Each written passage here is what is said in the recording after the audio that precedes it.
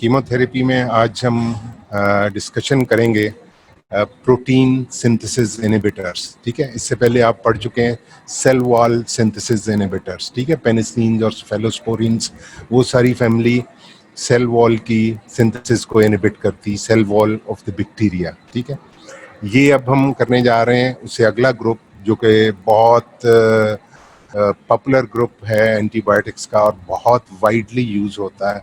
In fact इतना widely use होता है कि इसके अक्सर जो मेंबर्स हैं इस ग्रुप के, उनके अगेंस्ट रेजिस्टेंस बैक्टीरिया में डेवलप हो चुकी है।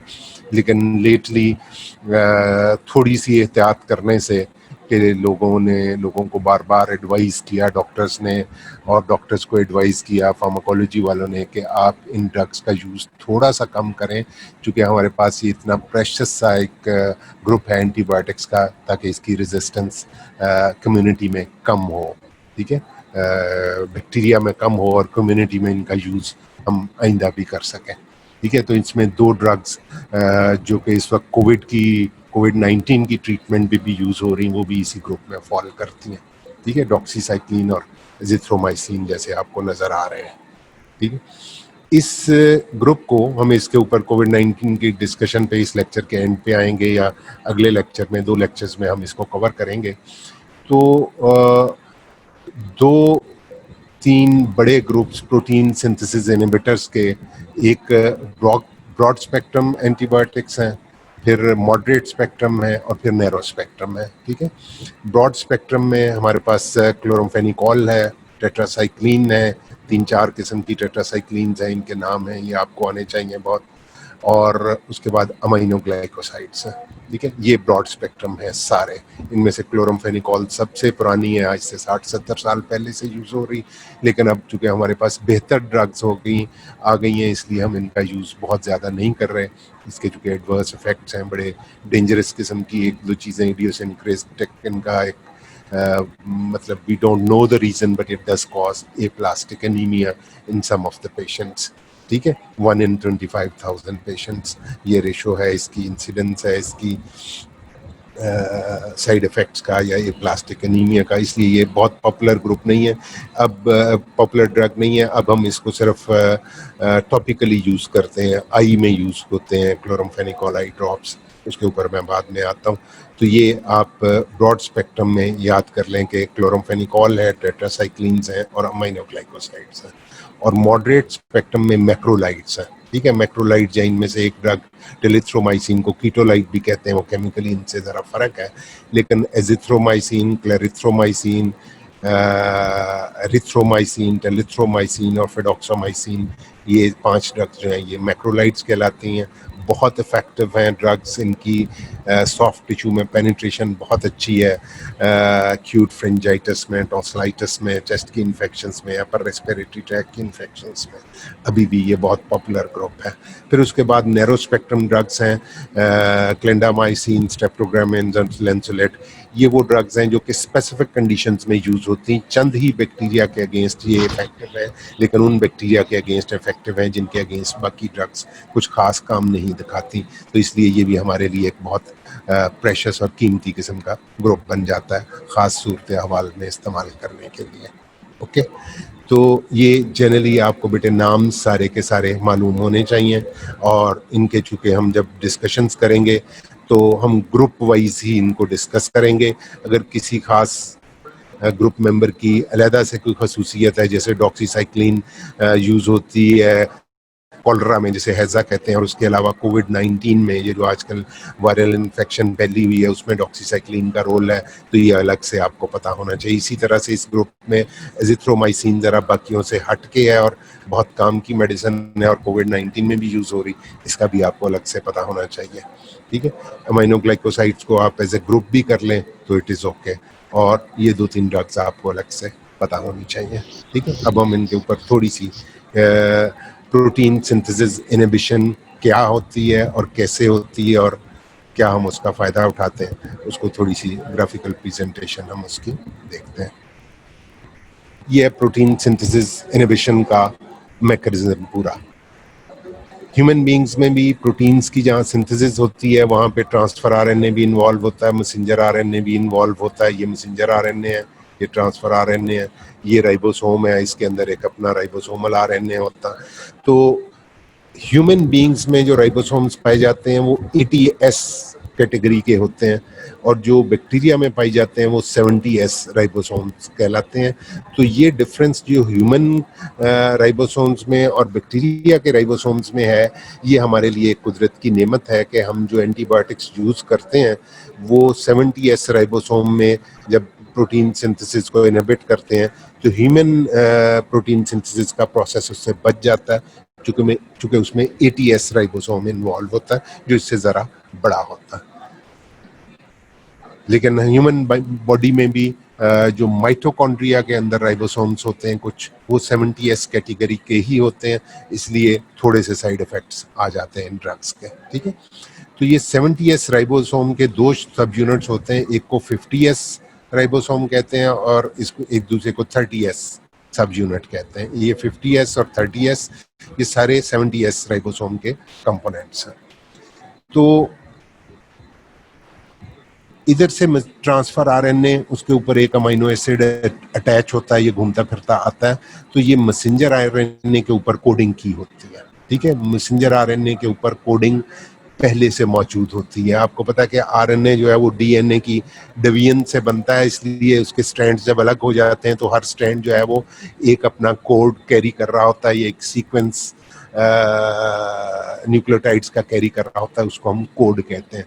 उस गिवन कोड के मुताबिक इधर से ट्रांसफर आरएनए आके स्पेसिफिक जो इस कोड के साथ मैच करता है वो यहाँ पे अटैच हो जाता है, और उसके अटैच होने से ऊपर जो राइबोसोम होता है वो पहले जो चेन फॉर्मेशन हो रही होती है अमीनो एसिड्स की, उसके अंदर एक और पहले 5 अमीनो एसिड से फिर छठा अमीनो एसिड भी यहाँ पे अटैच हो जाता है, इसके यहाँ पे प्रेजेंस की वजह से, और पिछला यहाँ पे प्रेजेंट था। तो इस तरह से ये कोडिंग का सीक्वेंस जो है ये बेसिकली अमीनो एसिड्स के सीक्वेंस को डिटरमिन करता है।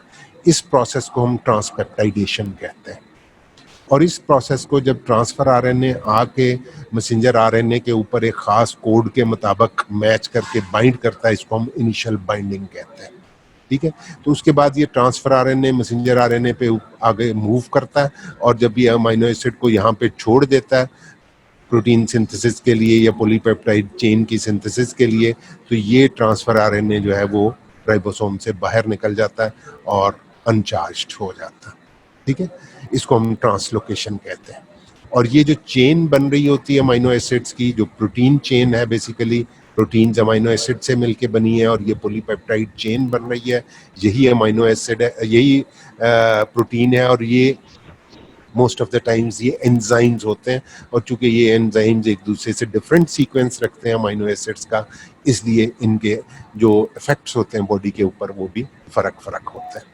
ठीक है, तो किसी भी बैक्टीरिया को अपनी फिजियोलॉजिकल फंक्शनिंग के लिए या अपनी सेहत को, बैक्टीरिया की भी तो एक जान है, उसको कायम रखने के लिए इस अमीनो एसिड सीक्वेंस का ठीक होना उसके लिए ज़रूरी होता है। और जब हम इस अमीनो एसिड की सिंथेसिस को, अमीनो एसिड्स की बाइंडिंग को इस चेन में उसको डिसरप्ट कर देते हैं, इस ट्रांसपेप्टाइडेशन के प्रोसेस को डिसरप्ट कर देते हैं, तो बैक्टीरिया फ्लरिश नहीं कर पाता, वो फर्दर रेप्लिकेट नहीं कर पाता, उसकी ग्रोथ नहीं हो पाती और वो मर जाता। ठीक है, और इस ये जो ट्रांसपेप्टाइडेशन के नतीजे में जो पॉलीपेप्टाइड चेन बनी है, इसने फिर बैक्टीरिया के इस राइबोसोम से बाहर निकल के बाकी बैक्टीरिया के साइटोप्लाज्म के अंदर मूव करना है। और अगर इसका इस राइबोसोम से बाहर निकलना रोक दिया जाए, इस एक्सट्रूजन, इस प्रोसेस को कहते हैं पॉलीपेप्टाइड चेन का या इस एंजाइम का बन के इस राइबोसोम से बाहर जाना, इस एक्सट्रूजन को अगर रोक दिया जाए तो भी बैक्टीरिया की ग्रोथ नहीं हो पाती और वो रेप्लिकेट नहीं कर पाता और अपने एंजाइमेटिक फंक्शंस नहीं कर पाता और उसकी डेथ हो जाती। तो ये हमारे पास ड्रग्स हैं, जिस तरह से पहले मैंने बताया, क्लोरामफेनिकोल, मैक्रोलाइड्स, क्लिंडामाइसिन, लिंजोलेट।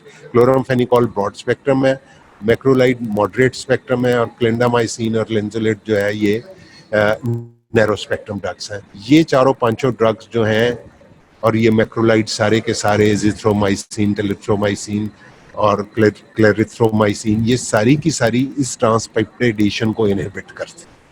ठीक है, तो इनका मैकेनिज्म आपसे पूछा जाए इन पांचों ड्रग्स में से किसी का या इन पांचों ग्रुप्स में से किसी का, तो आप ये कह सकते हैं कि ये बैक्टीरियल प्रोटीन सिंथेसिस के प्रोसेस को ट्रांसपेप्टाइडेशन के लेवल के ऊपर, ट्रांसपेप्टाइडेशन वाले स्टेप को, यानी अमीनो एसिड्स की एक दूसरे के साथ जो बाइंडिंग हो रही है to make a polypeptide chain and to make an enzyme,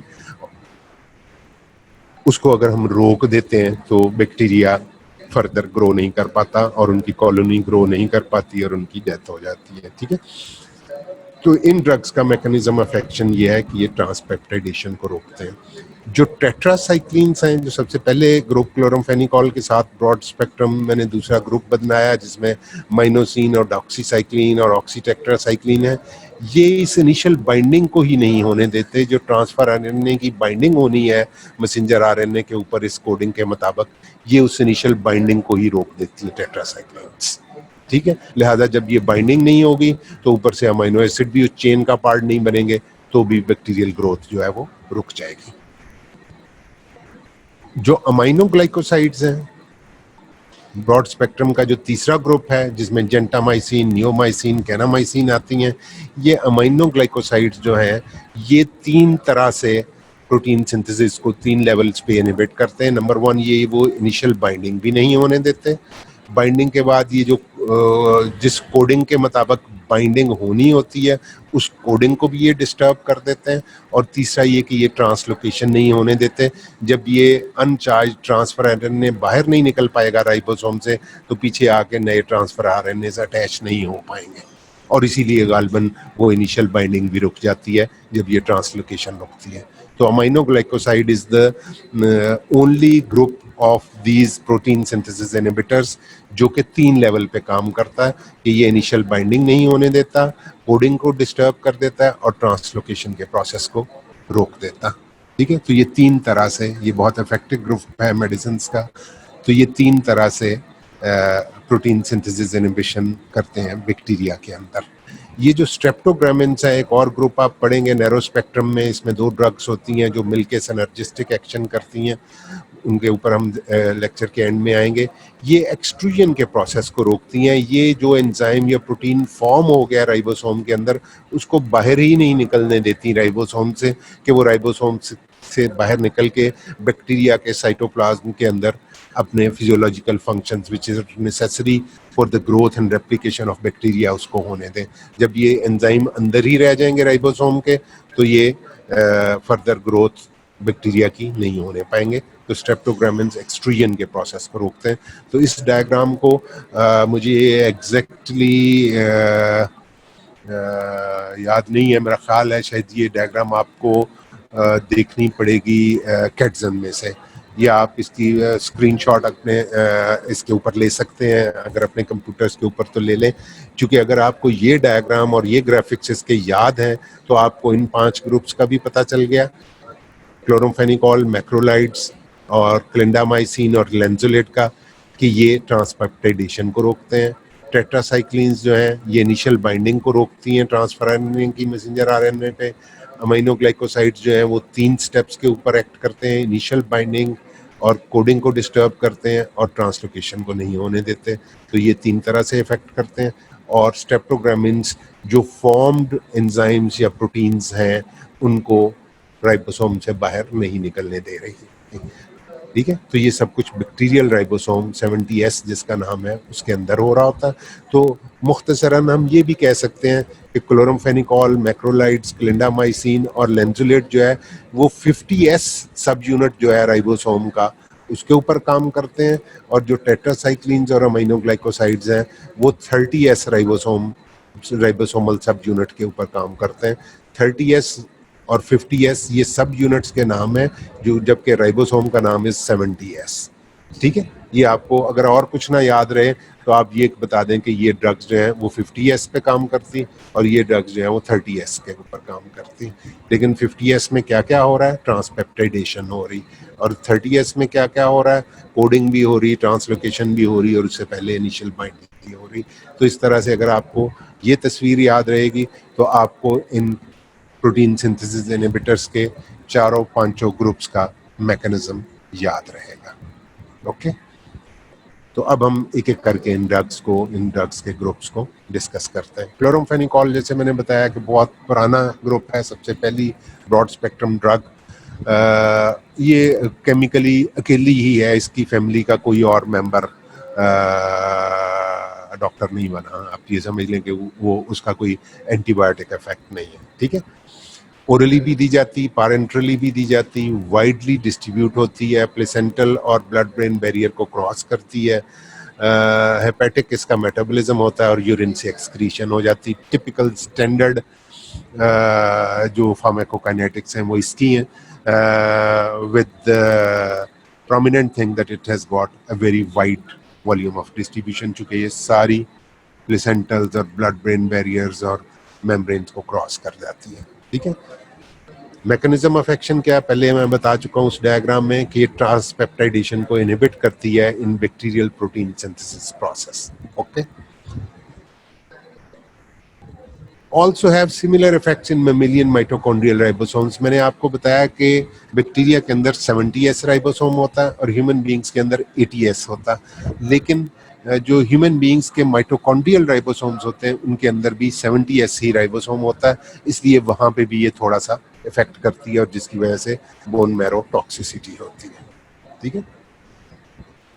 spectrum क्या है कि ब्रॉड स्पेक्ट्रम ड्रग है, बैक्टीरियोस्टैटिक ड्रग है। बैक्टीरियोस्टैटिक ड्रग्स का आपको पता है कि ये वो ड्रग्स हैं जो कि जब इनकी मिनिमल इनहिबिटरी कंसंट्रेशन आप देते हैं पेशेंट को, उस खास कंसंट्रेशन में जब ये ब्लड में मौजूद होती हैं तो बैक्टीरियल कॉलोनी अगर आपने किसी पेट्री डिश में डेवलप की हुई है तो वो फर्दर ग्रो नहीं करती, वो अरेस्ट हो जाती है या कॉलोनी का साइज ग्रो नहीं करता और उनकी ग्रोथ स्टैटिक हो जाती है या रुक जाती है। तो बैक्टीरिसाइडल वो ड्रग्स होती हैं जो कि बैक्टीरिया को लिटरली किल करती हैं।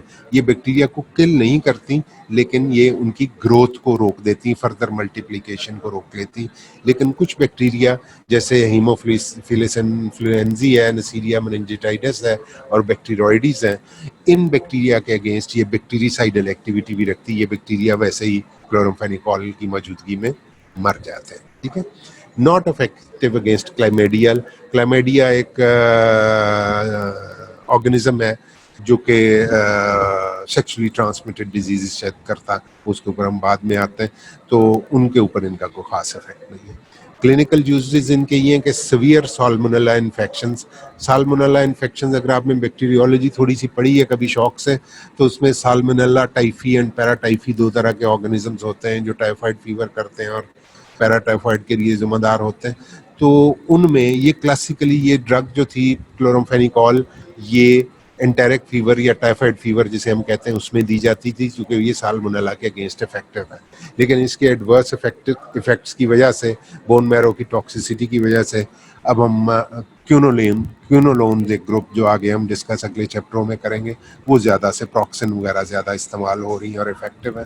तो अब ये क्लोरामफेनिकोल आमतौर पे टाइफाइड में नहीं दी जाती, लेकिन रेजिस्टेंट केसेस में हम इसे ट्राई कर लेते हैं और रिस्क ले लेते हैं।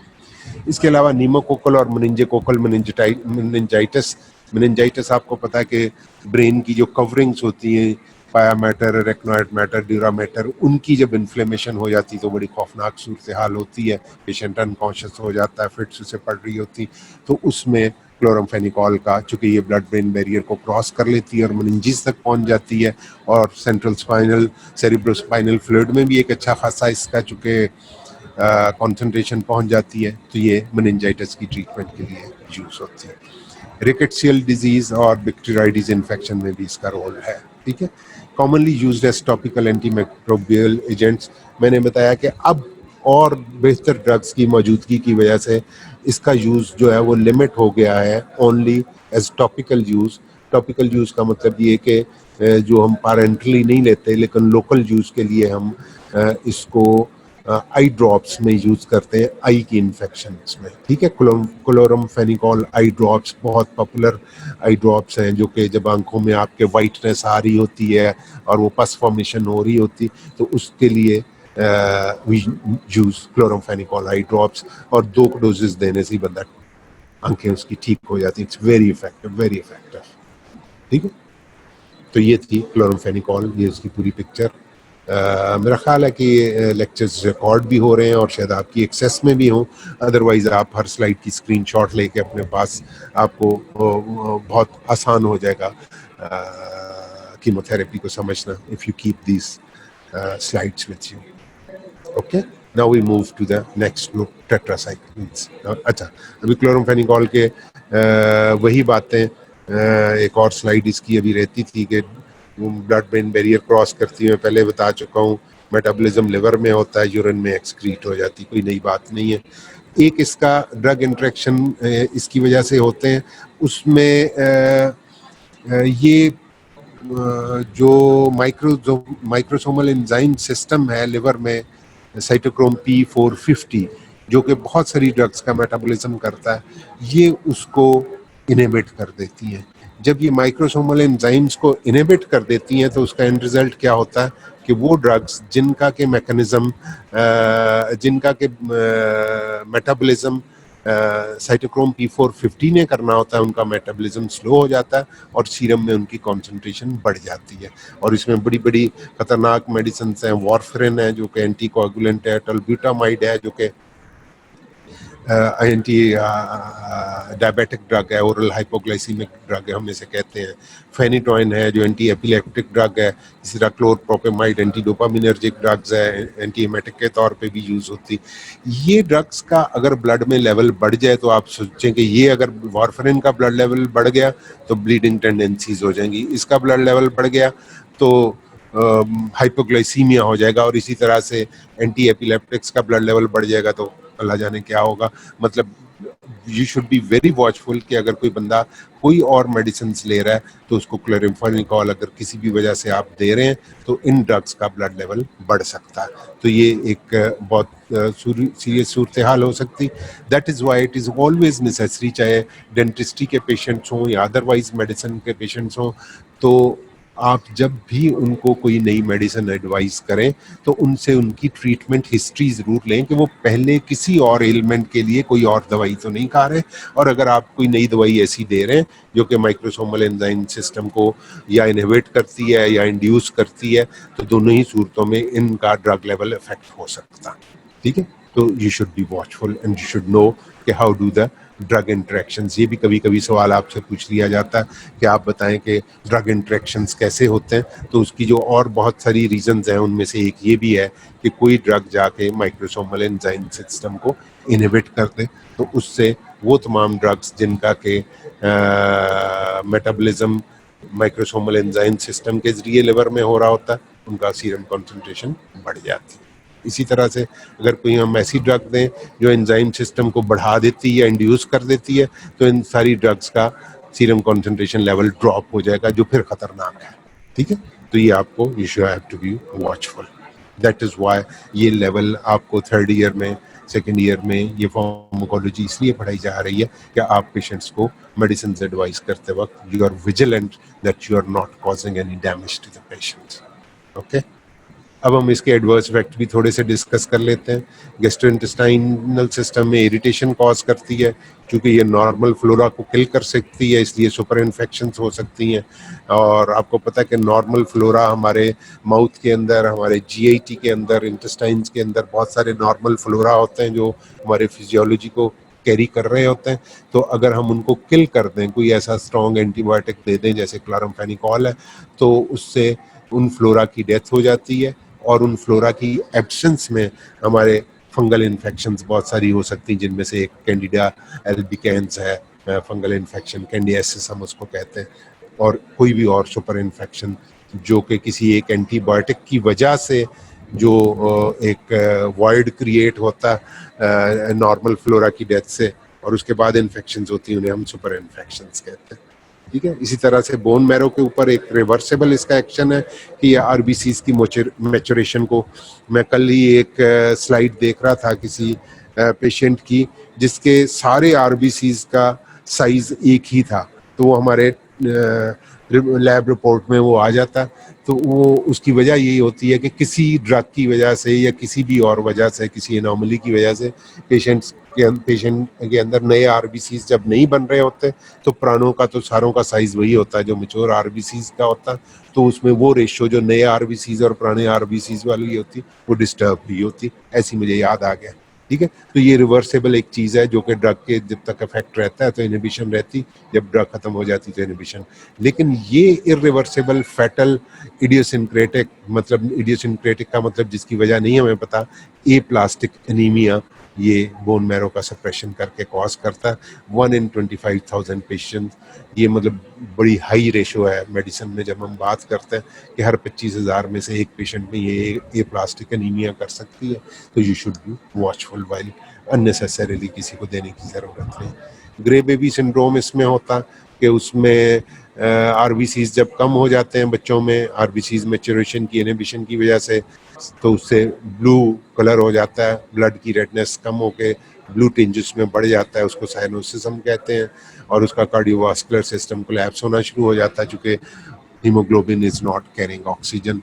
ब्लड के अंदर आरबीसीज ही नहीं है तो हीमोग्लोबिन बेचारी कहाँ आएगी, तो उसकी वजह से ये ग्रे बेबी सिंड्रोम हो जाता है। और ये बच्चों में इसलिए होता है कि बच्चों में वो वाला एंजाइम जिसने के ब्रेक डाउन करनी होती क्लोरामफेनिकॉल की, वो भी डेवलप ही नहीं हुआ होता पूरा, तो उसकी कमी की वजह से ड्रग बॉडी में एक्यूमुलेट हो जाती है और उसकी वजह से ये सारे इफेक्ट्स आते हैं, तो इसको हम ग्रे बेबी सिंड्रोम कहते हैं।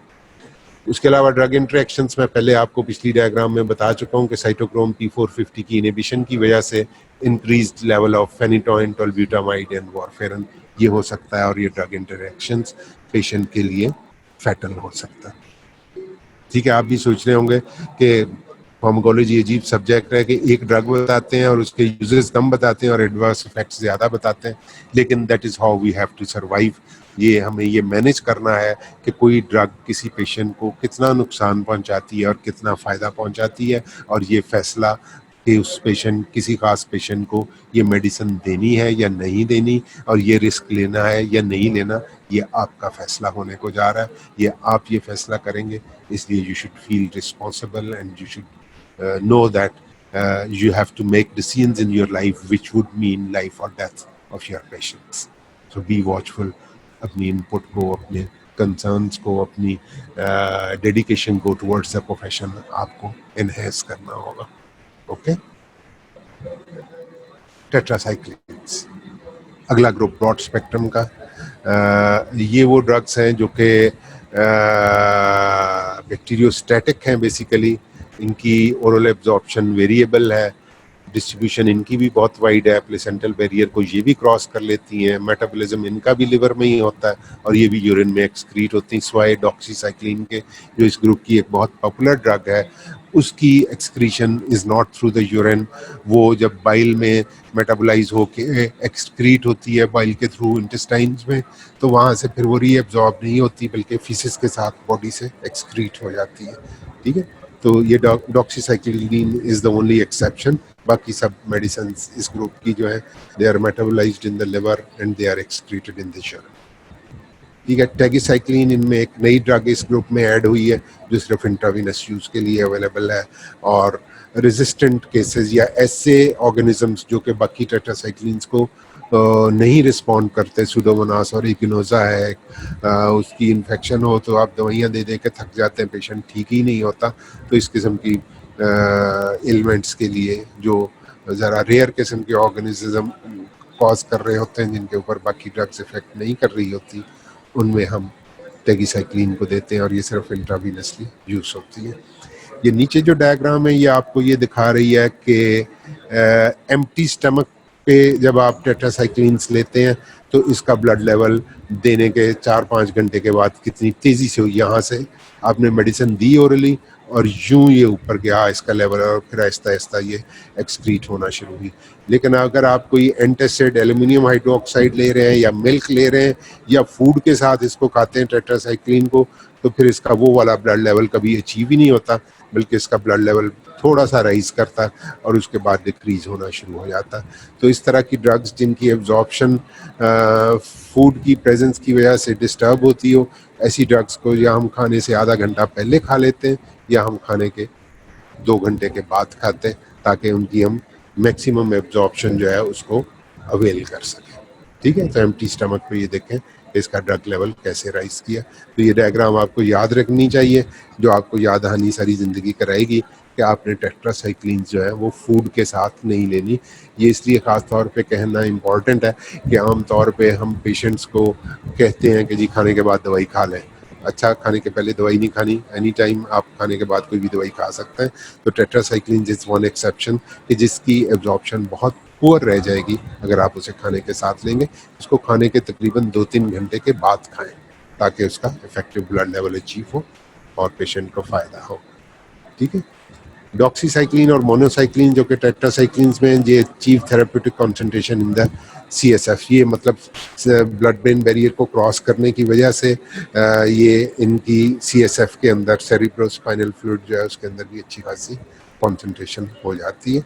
उसके अलावा ये सब ड्रग्स जो है ये IV भी दी जा सकती हैं, इंट्रावीनस भी दी जा सकती हैं और इंट्रामस्कुलर भी। डॉक्सीसाइक्लिन मैंने बता दिया एक एक्सेप्शन है कि ये बाइल में एक्सक्रीट होती है और फिर फीसिस के थ्रू बॉडी से एक्सक्रीट हो जाती है, ये यूरिन की तरफ नहीं पहुंच पाती। ठीक है, most tetracyclines are reabsorb from bile, ज़्यादातर वो बाइल से रीअब्जॉर्ब हो जाती हैं इंटेस्टाइन से, फिर मेटाबोलाइज होती हैं दोबारा लिवर में एंड एक्सक्रीटेड इन यूरिन। ठीक है, टेट्रासाइक्लिन्स के यूजेस में इसको हम स्पेक्ट्रम कहते हैं। आपको इन ऑर्गेनिजम्स के नाम याद हो सके तो बहुत अच्छी बात है। मुझे नहीं पता कि डेंटिस्ट्री के स्टूडेंट्स को कितना अच्छा होना चाहिए बैक्टीरियोलॉजी में, ये आपको पैथोलॉजी वाले बताएंगे, लेकिन आई बिलीव के आपको पता होना चाहिए कि ब्रॉड स्पेक्ट्रम एंटीबायोटिक्स हैं। Gram positive cocci, bacilli, gram negative bacilli, anaerobics, spirochetes, chlamydia, mycoplasma और उन सारों के अगेंस्ट ये इफेक्टिव है। तो ये कुछ डिजीज़ेज़ हैं जिनका डेंटिस्ट्री से बराह रास्त नहीं तल्लुक। उनमें लाइम्स डिजीज़ है एक, ठीक है, स्किन की एक डिजीज़ है ये, इसमें डॉक्सीसाइक्लिन का बहुत अच्छा रोल है। नमूनिया, माइकोप्लाज्मा नमूनी कॉज करता है, ठीक है, इसको डॉक्सीसाइक्लिन का इसमें बहुत अच्छा रोल है। कॉलरा, हैजा जिसे हम कहते हैं, फूड के थ्रू इन्फेक्शन होती है ओरल फीकल रूट से, इसमें डॉक्सीसाइक्लिन का बहुत रोल है। इसमें वॉमिटिंग और डायरिया हो रहा होता है पेशेंट को, और विब्रियो कॉलरा इसको कॉज कर रहा होता है, इसमें डॉक्सीसाइक्लिन का बहुत अच्छा रोल है। और इसके अलावा क्लेमिडियल मैंने बताया था आपको कि सेक्सुअली ट्रांसमिटेड इन्फेक्शंस हैं, इनमें हम डॉक्सीसाइक्लिन और एजिथ्रोमाइसिन देते हैं। और आजकल भी जो कोविड-19 फैला हुआ है वो भी बेसिकली डॉक्सीसाइक्लिन और azithromycin, doxycycline is tetracycline and azithromycin is macrolide, जो हम अगला ग्रुप डिस्कस करेंगे इंशाल्लाह। ये दोनों ड्रग्स कोविड में भी इफेक्टिव हैं और यहाँ पे भी सेक्सुअली ट्रांसमिटेड डिजीज में भी इनका बहुत रोल है। रॉकी माउंटेन एक फीवर होता है, इसमें भी टेट्रासाइक्लिन्स का रोल है। ठीक है, रिकेट्सिया है वो ऑर्गेनिज्म जो इसको कॉज करता है। ठीक है, इसके अलावा जो IV टैगीसाइक्लिन मैंने बताया था कि जो रेजिस्टेंट किस्म के स्ट्रेन्स हैं बैक्टीरिया के, जैसे MRSA कहते हैं, मेथिसिलिन रेजिस्टेंट स्टेफाइलोकोकस ऑरियस, इसी तरह वेनकोसिन रेजिस्टेंट एंटेरोबैक्टर। तो ये वेंकोमाइसिन आपने पिछले चैप्टरों में पढ़ी, जो आपने सेल वॉल सिंथेसिस इनहिबिटर्स पढ़े उनमें वेंकोमाइसिन बड़ी अच्छी ड्रग है। लेकिन कुछ एंटेरोबैक्टर होते हैं जो कि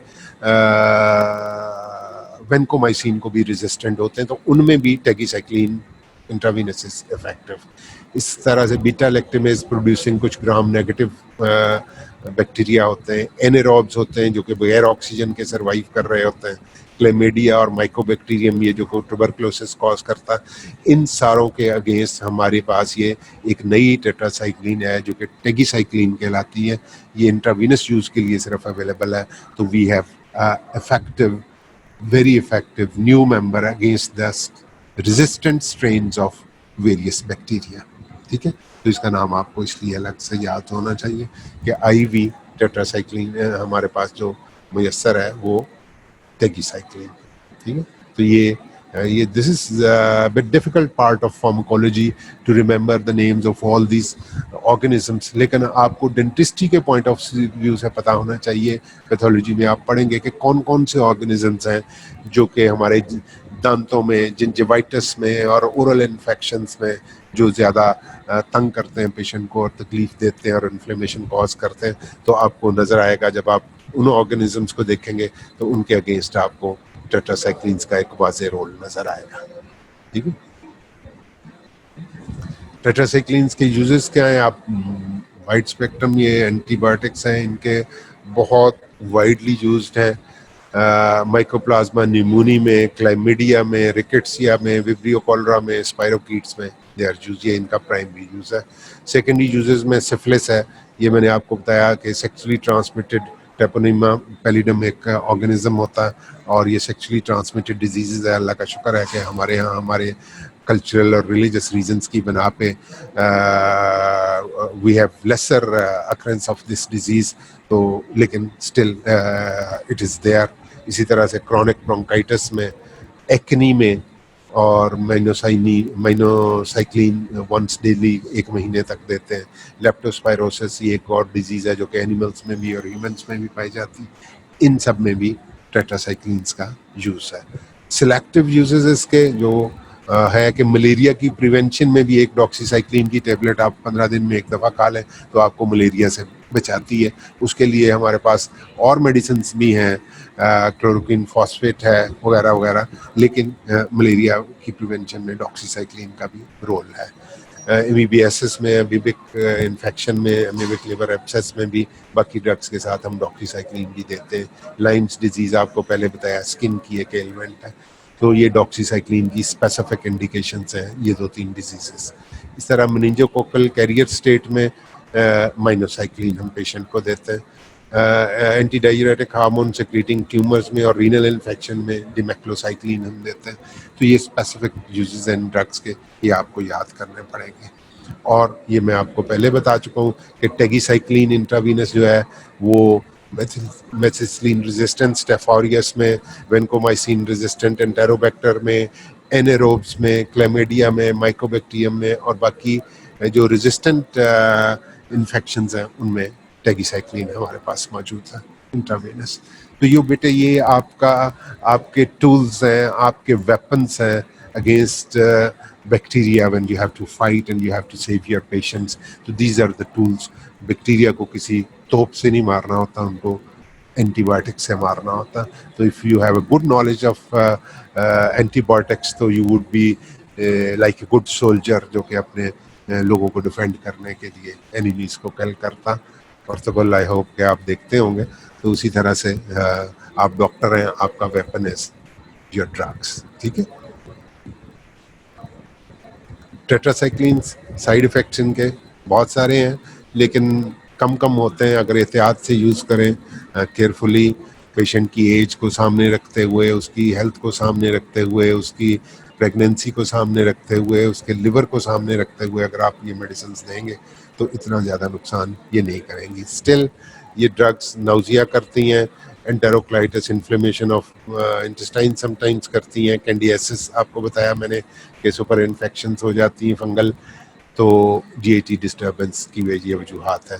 छोटे बच्चों में अगर यह दिया जाए या कोई बच्चा जब उसकी मदर अपने आखिरी ट्राइमेस्टर में अगर टेट्रासाइक्लिन्स लेती है तो ये टीथ का जो इनेमल होता है उसको उड़ा देते हैं, उसको डिस्प्लेजिया कर देते हैं। तो ये आप बीइंग डेंटिस्ट आपको विजिलेंट रहना चाहिए, और ये जो क्राउन बनता है आपके टूथ के ऊपर उसको डिफॉर्म कर देते हैं, उसकी डिफॉर्मिटी हो जाती। तो आपने पेशेंट्स देखे होंगे डेंटिस्ट्री में who come to you with eroded crowns and displaced enamel ना, दांत उनके पीले हुए होते हैं, खुरदरे हुए होते हैं और इनेमल उड़ा हुआ होता है। तो उन्होंने बचपन में या टेट्रासाइक्लिन खाई होती है या उनकी मदर ने, जब वो इंट्रायूट्राइन लाइफ में थे, उनकी मदर ने टेट्रासाइक्लिन खाई होती। तो आपको देखते ही पेशेंट को पता लग जाना चाहिए कि ये टेट्रासाइक्लिन टॉक्सिसिटी हमें नज़र आ रही है। तो प्रेग्नेंट फीमेल्स में इसके ना देने की एक और वजह ये है कि प्रेग्नेंट लेडीज़ में उनका लिवर जो है वो ऑलरेडी लोडेड होता है और वल्नरेबल होता है। तो अगर किसी को लिवर की डिजीज़ हो या कोई खातून प्रेग्नेंट हो तो उनको टेट्रासाइक्लिन्स अवॉइड किए जाने चाहिए। ठीक है, और फोटोटॉक्सिसिटी ये मतलब skin sensitivity to ultraviolet light जो है बढ़ जाती है। पेशेंट जब धूप में जाते हैं तो सीवियर बर्निंग होनी शुरू हो जाती है स्किन में, ये भी टेट्रासाइक्लिन का साइड इफेक्ट है। वेस्टिबुलर रिवर्सेबल वेस्टिबुलर टॉक्सिसिटी, आपको पता है वेस्टिबुलर अपरेटस हमारा जो है वो हमारे बैलेंस को मेंटेन रखता है, और अगर उसको थोड़ा सा कहीं से धचका पहुंचे तो बंदे को चक्कर आने शुरू हो जाते हैं और वर्टाइगो हो जाता है, उसे हम वर्टाइगो कहते हैं। तो रिवर्सेबल वेस्टिबुलर टॉक्सिसिटी, यानी अगर आप ड्रग बंद कर दें तो उसको चक्कर आने बंद हो जाते हैं, तो ये भी एक इनका एडवर्स इफेक्ट्स है। तो अवॉइड इन प्रेगनेंसी मैंने आपको पहले बता दिया, उसकी दो वजूहत, एक तो ये कि उनका लिवर ज़्यादा वल्नरेबल होता है, और दूसरा ये कि फीटल एक्सपोजर की वजह से बच्चों की बोन्स और सॉरी एनिमल के डिस्प्लेसिया हो सकता है, और बोन्स के अंदर और टीथ के ऊपर डिपोजिशन हो सकती है टेट्रासाइक्लिन की, ठीक है, विच इज़ वो शेप ही खराब कर देती, बहुत बुरे से दांत बच्चों के नज़र आ रहे होते हैं विद दिस टेट्रासाइक्लिन डिपोजिशन, ठीक है। With this we come to the end of tetracyclines. उसके बाद मैक्रोलाइड्स है अगला ग्रुप, जिसमें erythromycin, clarithromycin, azithromycin, telithromycin and fidaxomicin, ठीक है। ये मॉडरेट स्पेक्ट्रम है, ये भी काफ़ी सारे ऑर्गेनिजम्स के अगेंस्ट, उनके ऊपर हम बाद में आते हैं, ये इफेक्ट करते हैं। इनमें क्लेरिथ्रोमाइसिन, एरिथ्रो और टेलिथ्रो ये एक तरह की हैं। एजिथ्रोमाइसिन के फीचर ज़रा से फ़र्क हैं और ये ज़्यादा बेहतर ड्रग है उनकी निस्बत, चूँकि इसके ड्रग इंट्रैक्शंस कम है और डीप टिश्यू सॉफ्ट टिश्यू की पेनिट्रेशन भी इसमें बेहतर है, ठीक है। और फिडॉक्सामाइसिन सिलेक्टिव केसेस में यूज़ होती है, नई ड्रग आई है, तो इनको आपको इनके खास खास फीचर्स याद रखने चाहिए। All of them have good oral bioavailability. Azithromycin की एब्जॉर्प्शन फूड से कम हो जाती, इसलिए इसको भी टेट्रासाइक्लिन्स की तरह फूड लेने के तकरीबन 2 घंटे के बाद खाना होता है, ठीक है। और इसकी सॉफ्ट टिश्यू पेनिट्रेशन सबसे अच्छी है एजिथ्रोमाइसिन की, लार्ज वॉल्यूम ऑफ डिस्ट्रीब्यूशन है इसका, लॉन्गर हाफ लाइफ है इसकी, ठीक है। जिसका वॉल्यूम ऑफ डिस्ट्रीब्यूशन लार्ज होता है उसकी हाफ लाइफ भी लॉन्गर होती है, इसलिए कुछ जितनी इधर उधर बॉडी में डिस्ट्रीब्यूट हुई है वो आहिस्ता आहिस्ता वापस प्लाज्मा में आएगी और वहाँ से एक्सक्रीट होती रहेगी, तो उसको काफ़ी वक्त मिल जाएगा बॉडी के अंदर काम करने का, ठीक है। Azithromycin is excreted in urine as unchanged drug, ठीक है, ये इसका भी खास बात है। इसकी हाफ लाइफ 2 to 4 डेज है, इसलिए इसको सिर्फ वंस डेली देते हैं और सिर्फ 3 दिन के लिए देते हैं। आम हालात में अगर कोई बहुत सीरियस इन्फेक्शन ना हो, कोविड वगैरह में जब देनी हो तो इसको 6 दिन के लिए दिया जाता है, लेकिन आमतौर पे अपर रेस्पिरेटरी ट्रैक की इन्फेक्शन के लिए 3 दिन के लिए दिया जाता है, और उसके बाद बंदे का खुद इम्यून सिस्टम उस इन्फेक्शन को टेकअप कर लेता, ठीक है। एरिथ्रोमाइसिन की बिलरी एक्सक्रीशन है, इसकी हाफ लाइफ सिर्फ 2 घंटे है। ये इस ग्रुप की सबसे पुरानी ड्रग है, लेकिन शॉर्टर हाफ लाइफ की वजह से ये दिन में 4 मरतबा देनी पड़ती है, इसलिए अब ये इतनी पॉपुलर नहीं रही, लेकिन अभी भी कुछ कंडीशंस में इसका रोल है। क्लेरिथ्रोमाइसिन ट्वाइस ए डे देते हैं, it is again a very good drug, Klaricid के नाम से आती है और कुछ और नामों से। हेपेटिक मेटाबॉलिज्म और यूरिनरी एक्सक्रीशन, इसकी हाफ लाइफ इज 6 आवर्स, ये तकरीबन ट्वाइस ए डे दी जाती है और 5 दिन के लिए दी जाती है, ठीक है। अब इसमें जो फ़र्क आएगा कि why azithromycin is a very popular drug as compare to other 3-4 drugs in the group, उसकी वजह ये कि these are microsomal enzyme inhibitors. वही काम जो पीछे मैंने आपको क्लोरमफेनिकॉल का बताया था कि वो माइक्रोसोमल एंजाइम सिस्टम को इनहिबिट करती है, जिसकी वजह से उसके एडवर्स इफेक्ट्स आते हैं, ड्रग इंट्रैक्शंस होते हैं बहुत सारे। इस ग्रुप में सिर्फ एजिथ्रोमाइसिन इज एक ड्रग है which is not a cytochrome P450 inhibitor, ठीक है, ये इनहिबिटर नहीं है, इसलिए इसका बाकी ड्रग्स के साथ इंटरेक्शन बहुत कम है। इसका बस एक ही एहतियात है कि इसको अपने फूड से ज़रा हट के लेना होता है, 2-3 घंटे के बाद फूड के लेना होता है ताकि इसकी एब्जॉर्प्शन अच्छी। फिडॉक्सीमाइसिन इस ग्रुप की एक नैरो स्पेक्ट्रम ड्रग है जो कि बैक्टीरिसाइडल है, ठीक है।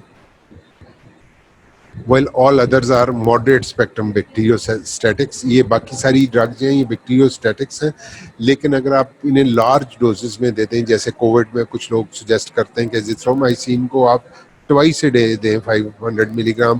तो अगर कोई सीरियस इन्फेक्शन की सूरत हाल हो तो उनमें डोज को बढ़ा दें तो इनका बैक्टीरिसाइडल इफेक्ट भी होता है, लेकिन आमतौर पे इन्हें इनके बैक्टीरियोस्टैटिक इफेक्ट के लिए दिया जाता है। और फिडॉक्सीमाइसिन का स्पेक्ट्रम ज़रा नैरो है और ये बाकियों से हट के है थोड़ी सी, ठीक है। Fidaxomicin kills only gram positive aerobes, ठीक है, और एनारोब्स। ग्राम पॉजिटिव के अगेंस्ट इसका सिर्फ एक्शन है ये स्ट्रेप्टोकोकाई और क्राइनोबैक्टीरियम डिफ्थीरी इनके अगेंस्ट, और क्लॉस्ट्रीडियम डिफिसाइल कोलाइटिस कॉज करता है, क्लॉस्ट्रीडियम डिफिसाइल, इनके अगेंस्ट ये ज़्यादा इफेक्टिव है और स्पेसिफिक इसका स्पेक्ट्रम है। और बाकी आम हालात में इसको यूज़ करने की बजाय हमारे पास और बेहतर drug clarithromycin is part of the drug regime used in H pylori. H pylori आपको पता है कि गैस्ट्रिक अल्सर जो होते हैं उनमें से बहुत सारे गैस्ट्रिक अल्सर इस वजह से होते हैं कि उन पेशेंट्स के अंदर एक हेलिकोबैक्टर पाइलोरी एक ऑर्गेनिज्म होता है, उसकी इन्फेक्शन की वजह से स्टमक जो है ज़्यादा एसिड सिक्रीट कर रहा होता है। तो उन पेशेंट्स की ट्रीटमेंट में जहाँ पे हम उन्हें प्रोटॉन पंप इनिबिटर्स और H2 इनिबिटर्स दे रहे होते हैं वहाँ पे हम साथ क्लेरिथ्रोमाइसिन भी देते हैं और उससे वो पेशेंट बहुत जल्दी रिकवर होता है, ठीक है। लेकिन ये आमतौर पे कहा तो यही जाता है कि जिनमें एच पाइलोराई पॉजिटिव हो उसके लिए स्टूल टेस्ट करना पड़ता है और लंबा चौड़ा काम होता है जो हमारे यहाँ लैब्स नहीं करती। तो इसलिए ऑफ एंड ऑन हमारे डॉक्टर्स गैस्ट्रिक अल्सर के पेशेंट को क्लेरिथ्रोमाइसिन का एक कोर्स करवा ही देते हैं, पेशेंट का एच पाइलोराई हो या ना हो, ठीक है। तो लेकिन ये कोई बहुत अच्छी प्रैक्टिस नहीं है। होप का डे विल कम जब will be having more credible labs with more credible results about these things, और हम हर टेस्ट को अपना एक प्रोफेशनल ड्यूटी समझ के करें। तो अगर एच पाइलोराई पॉजिटिव हो तो उन्हीं पेशेंट्स को क्लेरिथ्रोमाइसिन दी जाए, ठीक है। कोराइनोबैक्टीरियम डिफ्थीरिया में एरिथ्रोमाइसिन भी दी जाती है और पेनिसिलिन भी दी जाती है, ठीक है। क्लेमिडियल इन्फेक्शंस में एजिथ्रोमाइसिन और डॉक्सीसाइक्लिन। लेजिनोसिस इसमें फ्लोरोक्विनोलोन्स भी देते हैं। जिथ्रोमाइकोप्लाज्मा निमोनिया, ये एटिपिकल निमोनिया है, इसमें एजिथ्रोमाइसिन भी देते हैं और डॉक्सीसाइक्लिन। ये एग्जैक्टली वो इंडिकेशन है जिसकी वजह से हम इसको कोविड-19 में भी यूज़ कर रहे हैं कि हम एजिथ्रोमाइसिन और डॉक्सीसाइक्लिन दोनों अगर देते हैं पेशेंट्स को तो हमें बहुत अच्छे रिजल्ट्स मिलते हैं। और माइल्ड टू मॉडरेट केसेस में we get very good results in कोविड-19 अगर हम उन्हें एजिथ्रोमाइसिन और डॉक्सीसाइक्लिन दोनों देते हैं। ये चूँकि एटिपिकल सा निमोनिया को कोविड-19 में होता है तो इसका इन दोनों ड्रग्स का इन्फ्लेमेशन के ऊपर बहुत अच्छा इफेक्ट होता है। और वहाँ पे ये इंटरल्यूकिन 2 को और ल्यूकोसाइट्स की माइग्रेशन को, बहुत सारी चीज़ों को इनहिबिट करते हैं और इन्फ्लेमेशन को रोकते हैं। बैक्टीरिया को किल करने के अलावा इनके बैक्टीरियल ग्रोथ को अरेस्ट करने के अलावा इनके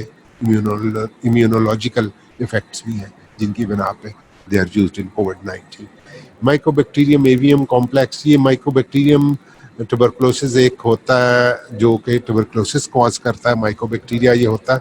लेकिन कुछ ट्यूबरकुलोसिस जो या माइकोबैक्टीरियल इन्फेक्शंस ऐसी होती जिसमें एटिपिकल माइकोबैक्टीरियम, उसको हम कहते हैं माइकोबैक्टीरियम एवियम, उसके अगेंस्ट हम ये जो टिपिकल ड्रग्स हैं रेफेम्पासिन और एथेम्ब्यूटॉल जो कि एंटी टीबी ड्रग्स हैं, उनके अलावा हम एजिथ्रोमाइसिन भी देते हैं।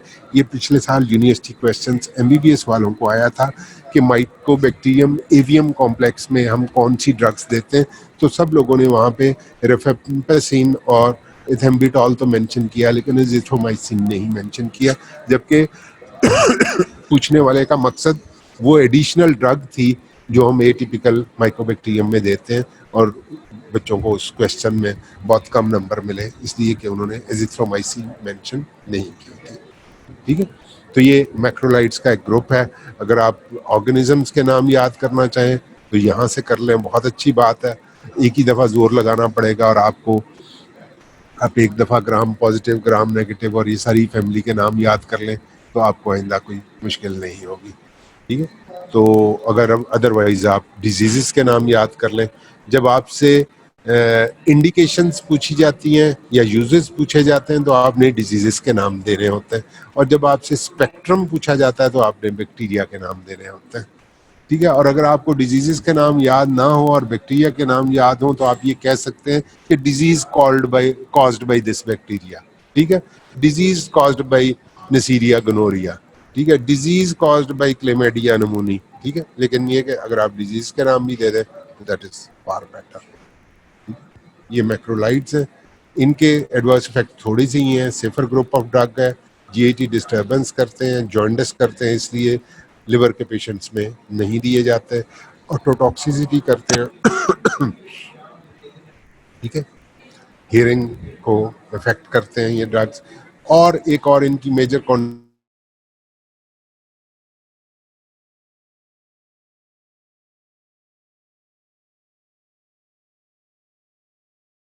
होना शुरू हुई तो बहुत दुनिया में खप पड़ गई है। 2 महीने पहले की बात है, जब एजिथ्रोमाइसिन का नया नया लोगों ने शौक हुआ इस्तेमाल की, उसमें किसी ने ये नहीं देखा कि ये क्यूटी इंटरवल को प्रोलॉन्ग कर देती है, और जो पेशेंट ऑलरेडी एरिथमिया का शिकार है उसको अगर हम उसकी क्यूटी इंटरवल को प्रोलॉन्ग करेंगे तो उसका कार्डियक अरेस्ट से हो सकता है। तो बहुत सारी डेथ्स कोविड के पेशेंट्स की जब उन्हें एजिथ्रोमाइसिन से ट्रीट करने की कोशिश की गई तो इस वजह से हो गई कि हमने पेशेंट की हिस्ट्री को देखा ही नहीं और उसके कार्डियक जो एरिथमियास थे उनको हमने मॉनिटर नहीं किया एंड पेशेंट डाइड। इसलिए एजोमैक्स उन पेशेंट को जिनमें कार्डियक एरिथमियास हो नहीं दी जानी चाहिए।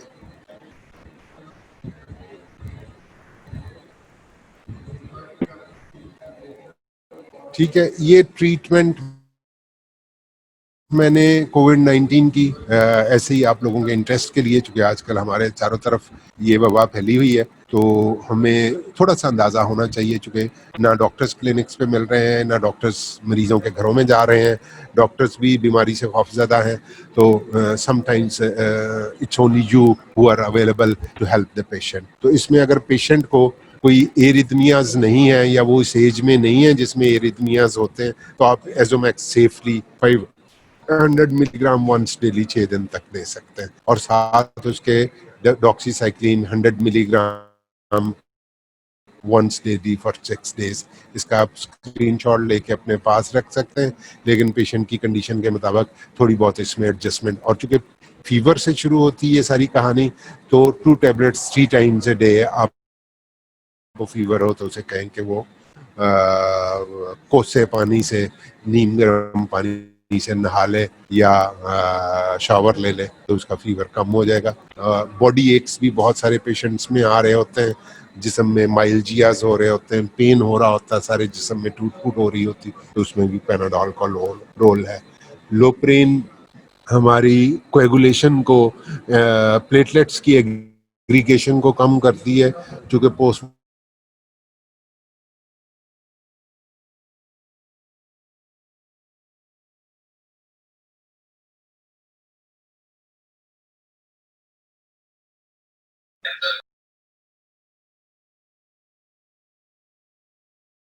चीज नहीं है, तो ये खाली पेट एस्पिरिन में 300 मिलीग्राम होते हैं, ये